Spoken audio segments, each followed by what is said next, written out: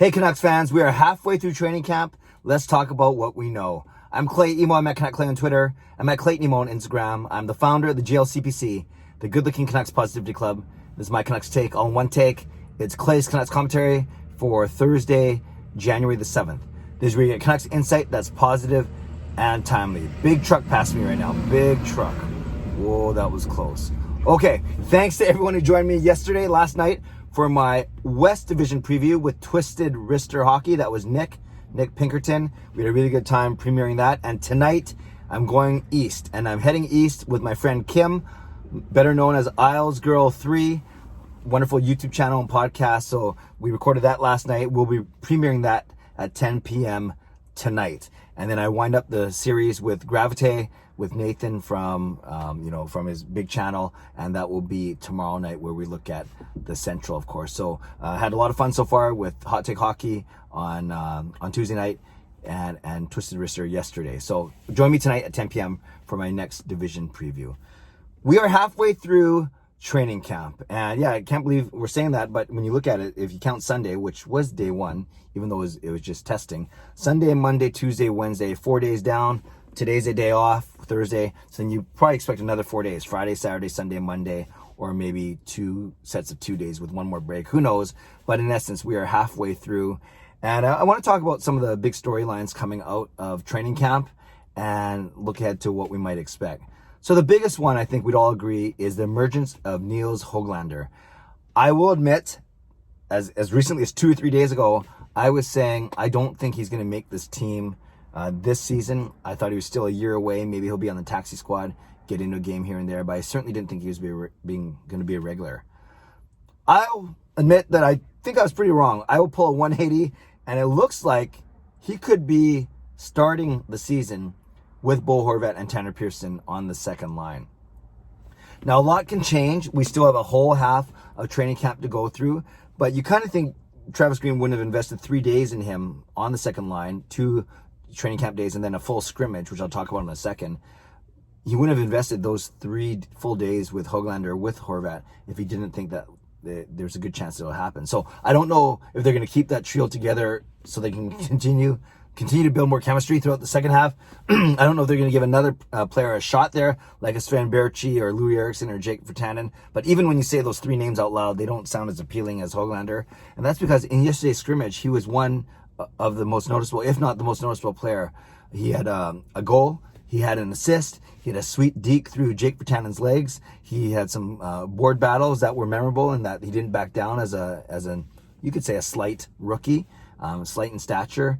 And yeah, his goal was a beautiful tic-tac-toe, give and go, I should say, is a better way of saying it. And then his assist was a wonderful cross-ice pass to Bo Horvat. So Nils Hoglander, not at all looking like he's a rookie. And I think one big advantage, and it's not his fault, he's taking advantage of this advantage, is he's been playing hockey all year. He was playing hockey up until 2 weeks ago with his Swedish team, whereas some of these guys, you got to remember, especially like a guy like Jack Rathbone, who had his season cut short in Harvard, some of these guys haven't really played hockey in 7, 8, 9 months. Yes, some of them got into the training camp in July, but if they didn't play with the Canucks in the actual playoffs, then yeah, some of these guys haven't played competitive hockey in almost a full year. So that's a huge difference as opposed to a guy who was playing competitive hockey just 2 weeks ago. But that's not Hoglander's fault. He is making the most of this opportunity. And what's really, really fascinating is a week ago, I was vlogging. People were talking about, well, what should the Canucks do? They still need either a defenseman or a top 6 winger. And I even put that in I think I was one of my vlog topics was, what should the Canucks do? Stay the course, get a top 6 D-man, or get a top 6 forward. And it looks like they may have achieved both in the span of a week, which is crazy. Saturday night, I believe, was the night that the Travis Hamonic news broke, and the Canucks announced it the next morning. We know he's still waiting in quarantine after traveling here from Manitoba, but he could play anywhere, first, second, or third pairing, especially if Jalen Chatfield is playing on Quinn Hughes' right side right now, almost as a placeholder for Travis Hamonic. Maybe that means Chatfield might be the 7th defenseman as well. Well, I think it might be Ben. I'll talk about that in a second. Yeah, so think about, in the span of a week, we've gone from needing both another defenseman and another top 6 winger to Travis Hamonic signed as a PTO and from all accounts, he will sign a 1-year deal with the team. And then Nils Hoglander, what a revelation being, if he starts the season on Bo Horvat's line. That is so good. And that sets up a lot of things. Like, that's a year earlier than I think most people expected. Then you have Podkolzin joining at the end of this year or at the start of next year. And you could see Horvat skating between Podkolzin and Hoglander. And then that even makes Tanner Pearson and his expected $4 million contract expendable as well. But we can worry about that later, as Tanner Pearson is an unrestricted free agent at the end of the season. So we could see a starting 12 of the Lotto line of Horvat, Pearson, Hoglander, and then as the Canucks have been practicing, we had a third and fourth line, depending on how you want to rank them. One of them is Sutter between Mott and Virtanen. The other one is Gaudette between Roussel and McEwen. Now, a lot can change. Remember, we still have a second half of a training camp to go, but that would mean guys like Jay Beagle and Louis Eriksson are likely your next man up, or your healthy scratches. There's Jace Harlock as well. And then other guys like Cole Lind, Will Lockwood, Mark Michaelis, those guys, Tyler Gravac, likely won't get a shot, but candidates for the taxi squad.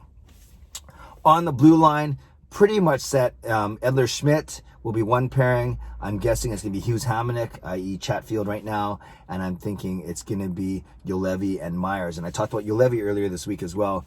If you say Hoglander is kind of like your leading story when it comes to young guys, I think Juolevi would be a solid second, in that it looks like he's going to earn that third pairing spot. He's ahead of Rathbone, Rafferty, and Chatfield. So again, if you have Hughes, Hamonic, double H, if you have Edler Schmidt, and if you have Juolevi and Myers as your third pairing, or whatever order you want to rank them, then depending if you go 14 and 7 or 13 and 8, you're gonna have one, if not two, extra D-men actually on the roster. I'm guessing that's Ben for the veteran presence, and then after that is likely Chatfield ahead of Rafferty and Rathbone. That's my guess. But then again, some of those guys can go on the taxi squad. And then in goal, we obviously have Holtby and Demko, with DiPietro as number 3. So Canucks fans, I'm very excited. I'm very excited because I think our team, even in the span of a week, is way ahead of where we thought we'd be, especially with Hamonic and the emergence of Hoglander, like I said. What's all these guys with the last name H, starting with H? But here's the thing.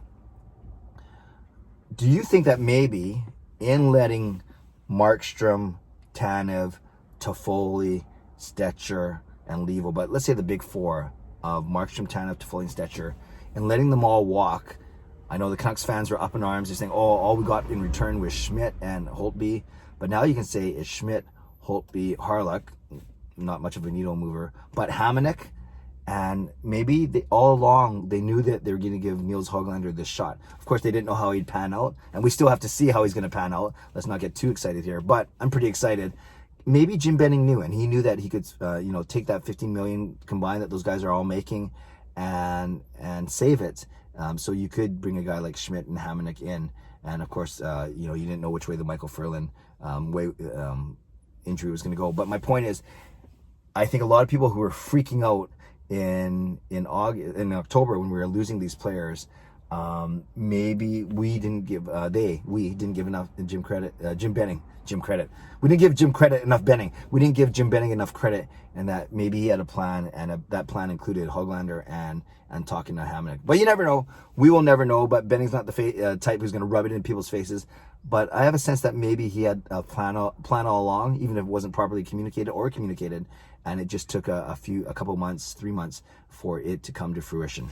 So we shall see. The Canucks are off today, and they start with training camp part 2 tomorrow. So Canucks fans, leave a comment below. Tell me how you're feeling right now, and do you agree with my sentiment that it's a complete 180 from maybe what we were thinking about a week ago, in the fact that Hoglander has emerged, top 6 winger, and Travis Hamonic signed PTO. He fills out our defense. How excited are you? Or am I still getting a little too optimistic? But hey, that's my nature as the founder of the GLCPC. Leave a comment below. I'd love to read, react, and reply. As always, subscribe if you'd like to. Like this video if you like to. And don't forget, me and Kim, IslesGirl3, 10 p.m. tonight on YouTube. Stay safe, stay healthy, take care of yourselves, and take care of each other. Have a great day. God bless, and go Canucks go.